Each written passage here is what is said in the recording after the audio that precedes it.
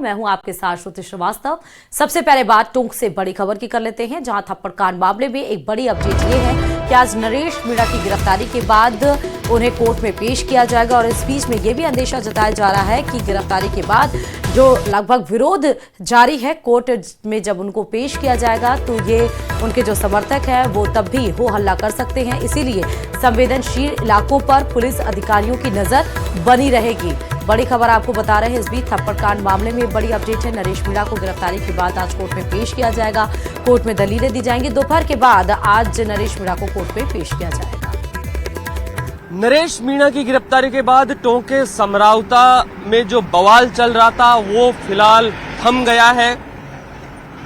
जिस जगह अभी हम खड़े हैं, उनियारा से नेनवा वाला हाईवे, गिरफ्तारी के बाद यहां 2 से 3 जगह आगजनी और हाईवे जाम की कोशिशें थी, वो फिलहाल थमी हुई है। साथ ही साथ अगर बात करें, ये टोंक से सवाई माधोपुर वाला जो हाईवे है वो भी अभी खुला हुआ है और फिलहाल जिले भर में शांति का माहौल है। आज पुलिस नरेश मीणा को कोर्ट में पेश करेगी। दोपहर बाद कोर्ट में पेश करने की जानकारी आ रही है। हालांकि नरेश मीणा को कौन से कोर्ट में पेश किया जाएगा ये फिलहाल पुलिस के अधिकारी जानकारी नहीं दे रहे हैं। मामले की गंभीरता को देखते हुए, लोगों की भीड़ या समर्थकों के उपद्रव को देखते हुए पुलिस ने चप्पे चप्पे पर नजर बनाए हुए जो संवेदनशील इलाके वहां पर पुलिस की तैनाती है। सादा वर्दी में भी पुलिस के कार्मिकों की जगह जगह पर तैनाती की गई है। कई इलाकों में ड्रोन कैमरों की नजर से पुलिस है वो निगरानी रख रही है। लेकिन कुल मिलाकर के अगर बात करें तो नरेश मीणा की गिरफ्तारी के बाद जिले भर में फिलहाल शांति का माहौल है और आज कोर्ट में पेश कर नरेश मीणा को किया जाएगा। अब पुलिस कौन सी दलीलें उस वक्त पेश करती है और कोर्ट का किस तरह का आदेश आता है वो देखने वाली बात है। न्यूज़ 18 राजस्थान, दौलत पारिक, टोंक।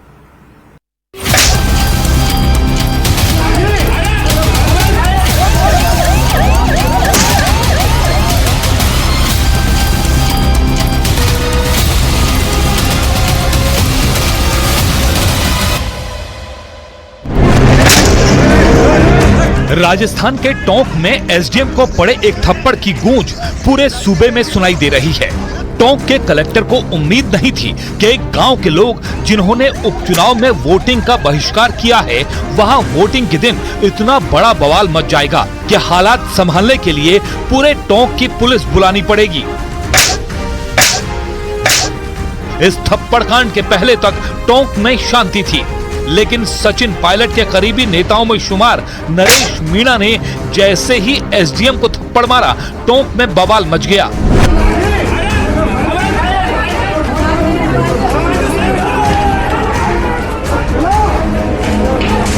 टोंक थप्पड़ कांड की इनसाइड स्टोरी जानने से पहले ये जान लीजिए कि एसडीएम को थप्पड़ मारे जाने के बाद से अब तक क्या हुआ।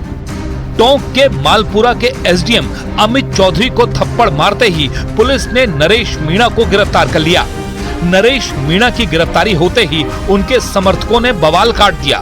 पुलिस का आरोप है कि गांव में जमा नरेश मीणा के समर्थकों ने पुलिस पर पत्थरबाजी शुरू कर दी।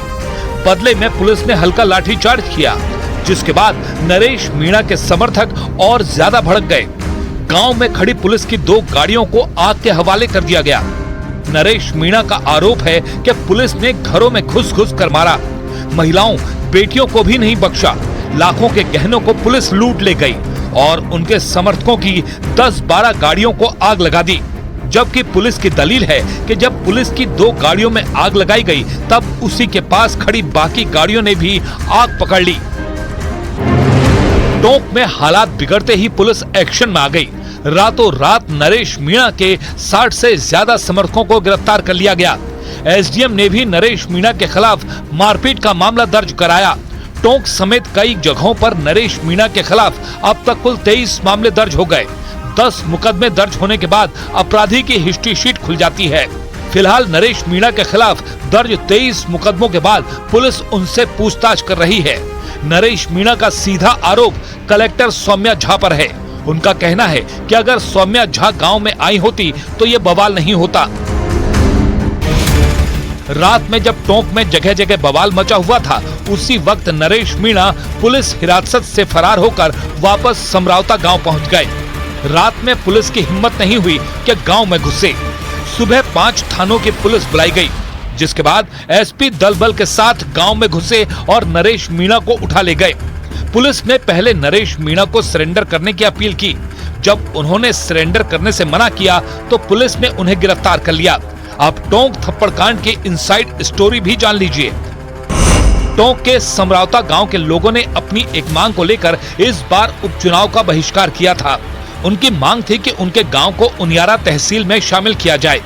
गांव वालों की मांग को नरेश मीणा पूरा समर्थन दे रहे थे।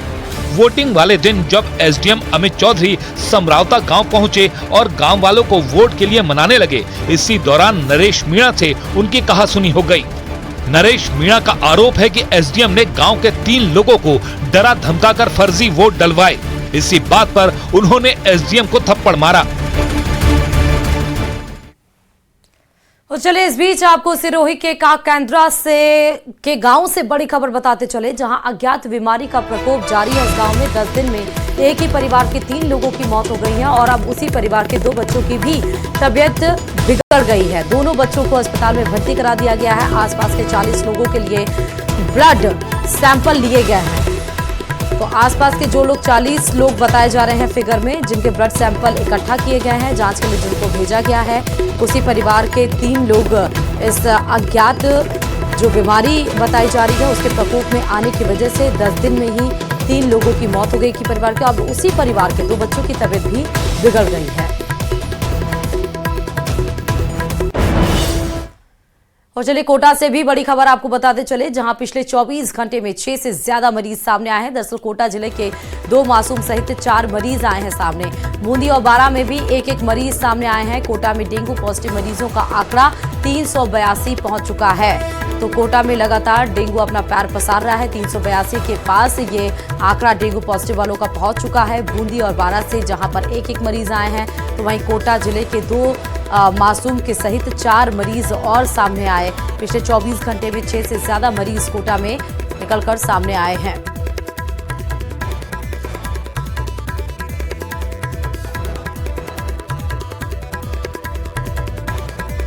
और इधर यूपी पीएससी के ऐलान के बाद यूपी के प्रयागराज में छात्रों का प्रदर्शन आज 5वें दिन भी जारी। यूपी पीसीएस की हम बात कर रहे हैं। दरअसल आयोग ने पीसीएस की प्री एग्जाम पहले की तरह ही कराने का ऐलान किया है। साथ ही आरओ की परीक्षा को स्थगित करते हुए कमेटी बना दी है। लेकिन छात्र इतने भर से संतुष्ट नहीं है। छात्रों का कहना है कि जब तक आरओ का एग्जाम भी नहीं शिफ्ट में होता है और नहीं होगा, तब तक उनका आंदोलन जारी रहेगा। छात्रों का आरोप यह भी है कि आयोग डिवाइड एंड रूल की पॉलिसी अपना रही है, लेकिन हम ना तो हटेंगे ना ही बटेंगे।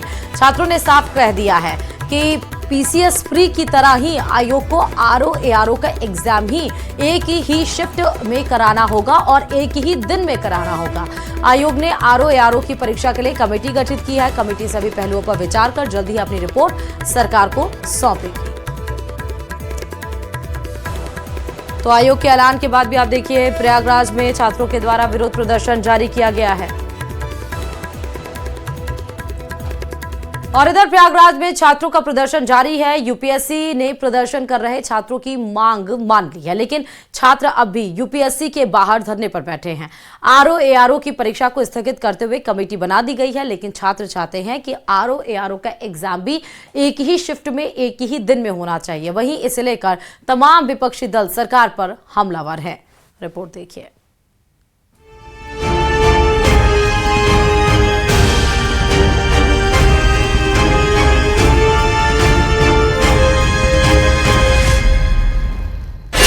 प्रयागराज में आयोग के ऐलान के बाद भी छात्रों का प्रदर्शन जारी है।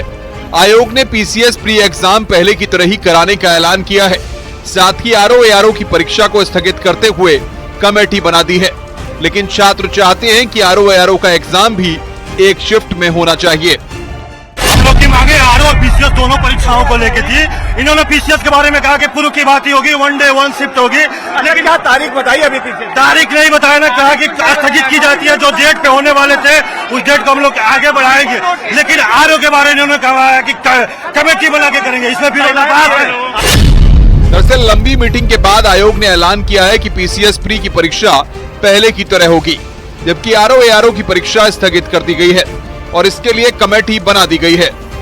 मुख्यमंत्री जी के पहल पर आयोग पीसीएस प्रारंभिक परीक्षा 2024 को सैद्धांतिक रूप से पूर्व के भांति 1 दिवस में कराए जाने का निर्णय लिया गया। वहीं इस मामले में डिप्टी सीएम ब्रजेश पाठक का कहना है कि सरकार छात्र हित के साथ है, छात्रों की मांगे मान ली गई हैं। समस्या का समाधान हो गया है और हमारी पूरी सरकार छात्र हितों के साथ है, छात्रों के साथ है। परीक्षार्थियों की मांगे मान ली गई हैं और हर स्थिति में उनको कहीं कोई दिक्कत न हो, इस बात को सरकार सुनिश्चित करेगी और इसके निर्देश अधिकारियों को देंगे। परीक्षा पर अखिलेश यादव जहां लगातार प्रदेश सरकार पर निशाना साध रहे हैं, वहीं डिम्पल यादव का कहना है कि छात्र प्रदर्शन कर रहे हैं और सरकार आंख बंद किए बैठी है। ये कोई मामूली घटना नहीं है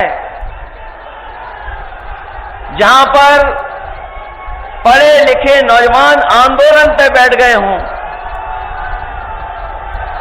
वैसे तो मेरी इच्छा ये भी थी कि मैं सबसे पहले उनके आंदोलन में शामिल होता जाकर के, उनके बीच बैठता जाकर के,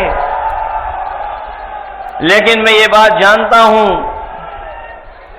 बहुत सारे लोग छात्रों का, नौजवानों का आंदोलन को ये भी कहते थे कि राजनीति से प्रेरित है। हम छात्रों के जो प्रोटेस्ट है उनका समर्थन करते हैं, क्योंकि जो उनकी मांग है वो जायज है और लगातार बीजेपी की सरकार और पूरा शासन प्रशासन और स्पेशली सरकार, चाहे वो छात्र हों, चाहे वो हमारे शिक्षक भाई और बहन हों, लगातार इस तरह की कार्रवाई होनी चाहिए थी। जिस तरह की शासन के द्वारा, प्रशासन के द्वारा सरकार को जिस तरह के फैसले लेने चाहिए थे, सरकार हमेशा अपनी आंख बंद करके बैठी हुई रहती है। जब जब सरकार को कोई फैसला लेना होता है तब इसी तरह की प्रक्रिया लगातार सरकार की तरफ से दिखाई दे रही है। वाराणसी में कांग्रेस प्रदेश अध्यक्ष अजय राय ने छात्रों के प्रदर्शन को सरकार की विफलता बताया है। जो सरकार की विफलता है, जो उनके द्वारा आयोग बने हैं वो विफल हैं और कहीं न कहीं उसमें ढोल में पोल है। सरकार को अपनी कमियों के कारण से झुकना पड़ा और मैं उन बच्चों को, नौजवान अपने साथियों को मैं धन्यवाद देना चाहूंगा कि उनकी एकजुटता, उनकी मजबूती ने इस पूरे सरकार को झुकने पर मजबूर कर दिया। अरे हमारे आपके सभी बच्चों का भविष्य अंधकारमय है, हम निश्चित तौर से बच्चों के साथ खड़े हैं। हाँ, जहाँ तक उनको सहयोग की बात है, सपोर्ट की बात है, हम लोगों ने उनको मॉरल सपोर्ट किया, हम लोगों ने उनको मानसिक रूप से मजबूत किया और वो बच्चे लड़े हैं, लड़ाई उनकी है, लड़ाई वो लड़कर जीते हैं। सरकार का दावा है कि उसने छात्रों की मांगे मान ली हैं, लेकिन छात्र अपना आंदोलन खत्म करने को तैयार नहीं हैं। उन्हें अब लिखित में अपनी मांगों का जवाब चाहिए। वहीं स्टूडेंट प्रोटेस्ट पर अब भी सियासत तेज है। न्यूज़ 18 के लिए ब्यूरो रिपोर्ट।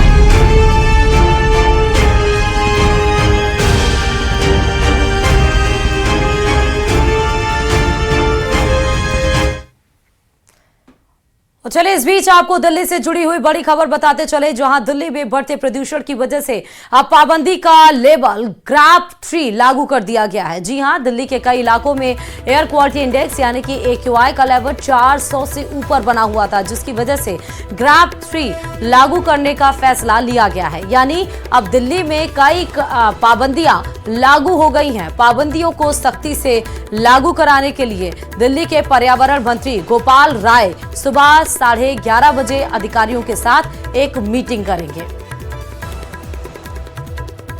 तो दिल्ली के प्रदूषण लेवल AQI कई जगह पर 400 पार होने के बाद से दिल्ली में गैप 3 लागू हो चुका है, जिसमें 5 साल के स्कूल बच्चों की स्कूलिंग बंद कर दी गई है। ऑनलाइन इनकी शिक्षा की जाएगी। ये भी बताया गया है कि बाहर से आने वाले डीजल वाली गाड़ियों को बैन कर दिया गया और 11 बजे स्वास्थ्य मंत्री मीटिंग करेंगे, जिसमें पूरी डिस्क्रिप्शन दिया जाएगा कि ग्रैप 3 लागू होने के बाद दिल्ली में किस किस चीज को रिस्ट्रिक्ट कर दिया गया है। क्या लॉरेंस बिश्नोई गैंग यूपी में अपना पैर पसार रहा है? क्या लॉरेंस के गुर्गे यूपी में अपना नेटवर्क बढ़ा रहे हैं? क्या पूर्वांचल लॉरेंस के गुर्गों का ठिकाना बनता जा रहा है? ये सवाल इसलिए क्योंकि हाल ही में हुए बाबा सिद्दीकी की हत्या में उत्तर प्रदेश के बहराइच का रहने वाला शूटर गिरफ्तार हुआ है। इतना ही नहीं, अतीक अशरफ मर्डर में भी आरोपी का लॉरेंस कनेक्शन सामने आया था। इसके अलावा कई ऐसी घटनाएं हैं जो इशारा करती हैं कि यूपी लॉरेंस गैंग का अड्डा बनता जा रहा है। इसी पर देखिए ये रिपोर्ट।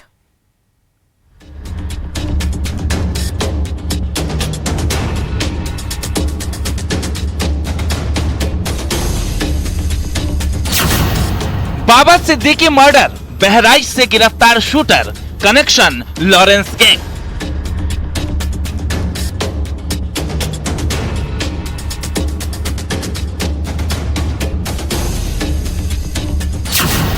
जनवरी 2021 लखनऊ, मुख्तार के करीबी की हत्या, connection Lawrence gang.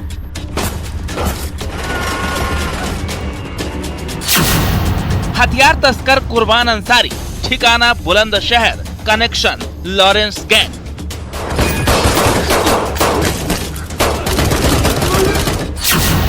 Mafia Atiq का मर्डर, जिगाना पिस्टल से हत्या, कनेक्शन लॉरेंस गैंग।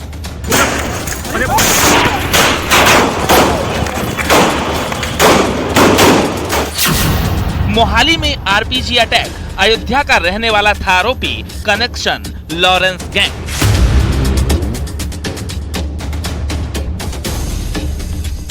कई ऐसे मामले हैं जो लॉरेंस गैंग का उत्तर प्रदेश कनेक्शन बताता है, लेकिन बाबा सिद्दीकी मर्डर केस के मेन शूटर शिवा गौतम की बहराइच से गिरफ्तारी के बाद सवाल उठने लगे हैं कि क्या लॉरेंस बिश्नोई गैंग का नया ठिकाना उत्तर प्रदेश बनता जा रहा है।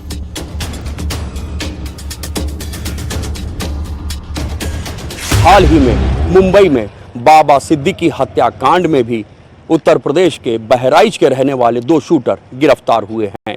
धर्मराज कश्यप तो मौके से ही गिरफ्तार हुआ और शिवा गौतम नेपाल भागने की फिराक के दौरान बहराइच से ही गिरफ्तार हुआ। हालांकि लॉरेंस गैंग का यूपी कनेक्शन काफी पुराना है, लेकिन 2018 से लेकर 2022 तक जो घटनाएं हुई उसमें लॉरेंस गैंग ज्यादा एक्टिव दिखे। चाहे असलहों की तस्करी हो या फिर शूटर हायर करना, लॉरेंस गैंग की पसंद यूपी को क्यों माना जा रहा है?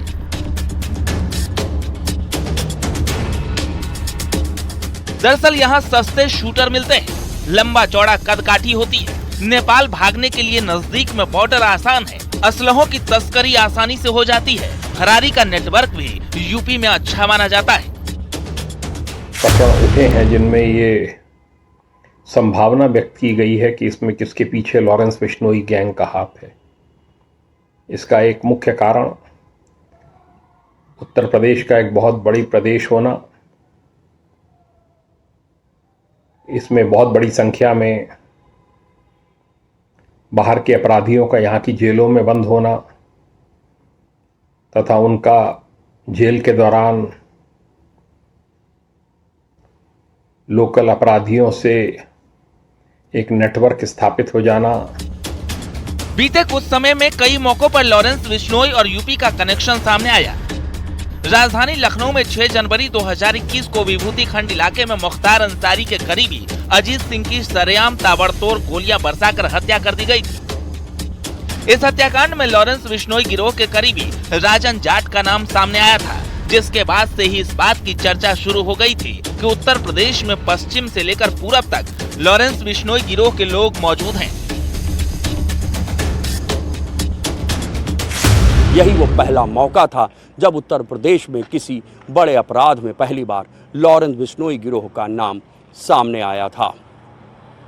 हालांकि जब बाद में कई अन्य मामलों में लॉरेंस बिश्नोई से एजेंसियों ने पूछताछ की तो उस दौरान खुलासा हुआ कि 2018 से 2022 के दौरान लॉरेंस बिश्नोई गिरोह ने यूपी के ही बुलंदशहर जिले के खुर्जा के रहने वाले कुर्बान, शहबाज और इमरान गैंग से इन 4 सालों में करीब 2 करोड़ रुपए के असलहे खरीदे। लॉरेंस गैंग की फायर पावर मजबूत करने में यूपी के बुलंदशहर जिले के खुर्जा में रहने वाले हथियार तस्कर कुर्बान अंसारी गिरोह का नाम सामने आया था। एजेंसियों की जांच में सामने आया है कि बीते कुछ सालों में लॉरेंस ने कुर्बान और उसके बेटे शहबाज और भांजे इमरान से करीब 2 करोड़ रुपए के असलहे खरीदे हैं। पंजाब के मोहाली में इंटेलिजेंस मुख्यालय में जो आरपीजी अटैक हुआ था, उस अटैक के भी 2 आरोपी, जिसमें एक नाबालिग शामिल था, मूल रूप से अयोध्या का ही रहने वाला था। वो नाबालिग और इस अटैक में शामिल दीपक रंगा ने अयोध्या में काफ़ी दिनों तक फरारी काटी थी। ये नाबालिग बाद में गुजरात में गिरफ्तार हुआ, जिसे दिल्ली की स्पेशल सेल ने गिरफ्तार किया। दीपक रंगा गोरखपुर के पास नेपाल बॉर्डर से गिरफ्तार हुआ था। 2021 में लॉरेंस ने 8 लाख रुपए में कुर्बान, शहबाज और इमरान के नेटवर्क से एक AK-47 और 100 राउंड गोलियां खरीदी थी। इसी AK-47 का इस्तेमाल सिद्धू मूसेवाला की हत्या में हुआ था, जिसके बाद NIA ने भी बुलंदशहर में कुर्बान गिरोह के ठिकानों पर छापेमारी की थी।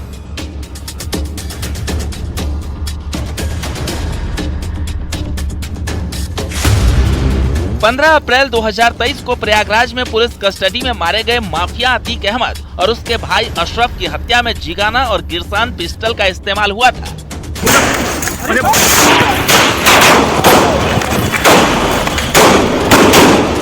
वारदात में शामिल शूटर और असलहों के कनेक्शन तलाशती हुई पुलिस की जांच लॉरेंस गैंग तक भी पहुंची, क्योंकि लॉरेंस के गैंग तक जिगाना और दूसरी विदेशी पिस्टल यूपी से ही पहुंची थी। Zigana pistol Lawrence Bishnoi gang का ट्रेडमार्क असलहा बताया जाता है। 17 मई 2023 को देश में लॉरेंस गैंग से जुड़े लोगों के 324 ठिकानों पर छापेमारी हुई, जिसमें यूपी के लखनऊ, अयोध्या, सुल्तानपुर, अमेठी, मेरठ, बागपत में छापेमारी हुई।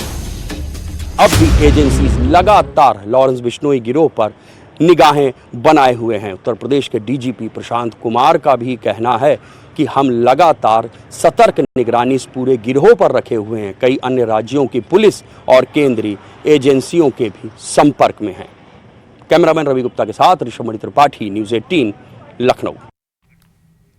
और चलिए खबरों में आगे बढ़ते हुए सीधे खबर आपको देव दीपावली से जुड़ी बताते चलें, क्योंकि देव दीपावली पर गंगा आरती देखने के लिए लाखों देसी विदेशी पर्यटक काशी पहुंच चुके हैं। 21 अर्चक महा आरती करने वाले हैं और पहली बार ऐसा होगा कि देश दुनिया इस महा आरती को ऑनलाइन देखेगी। पहली बार गंगा सेवा निधि की वेबसाइट पर लाइव आरती दिखाई जाएगी। पीएम मोदी भी लाइव गंगा आरती देखेंगे। तो देखिए, आपको उपराष्ट्रपति जगदीप धनखड़ आएंगे आज इसमें और 17 लाख से ज्यादा दिए जलाकर गंगा घाट, काशी घाट को आज जगमग किया जाएगा। देव दीपावली के मौके पर यह पहली बार होगा जब ऑनलाइन इसका आनंद सभी लोग ले पाएंगे, ना सिर्फ देश बल्कि विदेशों में भी। और ये भी आपको बता दें कि पहली बार है जब 21 अर्चक आरती करेंगे और इसके लिए विशेष इंतजाम भी किए गए हैं। सजी धजी आपको काशी नजर आ रही है। क्या कभी आपने सुना है बंदूक के दम पर पिज्जा का ऑर्डर किया गया हो? तो आज आपको लाइव दिखाएंगे। यही नहीं, नॉनवेज के लिए भी ऐसा हुआ ठाए ठाए। देखिए रिपोर्ट। पिज्जा के लिए फायरिंग, ट्रिगर पर पिज्जा का ऑर्डर, बंदूक लेकर पिज्जा की शॉप पर एंट्री, इधर नॉनवेज पर ठाए ठाए। ग्वालियर में बंदूक की बोली,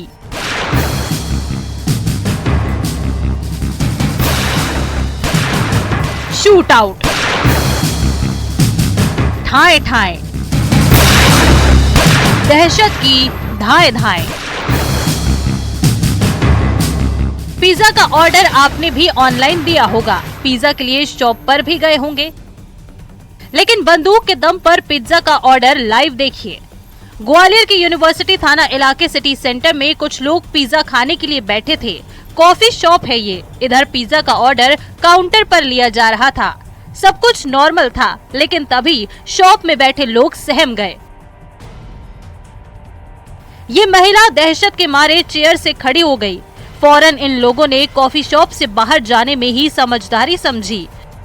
दरअसल पिज्जा शॉप के बाहर ठाए ठाए हुआ था। कॉफी शॉप के बाहर। चलिए इसी के साथ ही मारू राजस्थान में फिलहाल अभी के लिए इतना ही।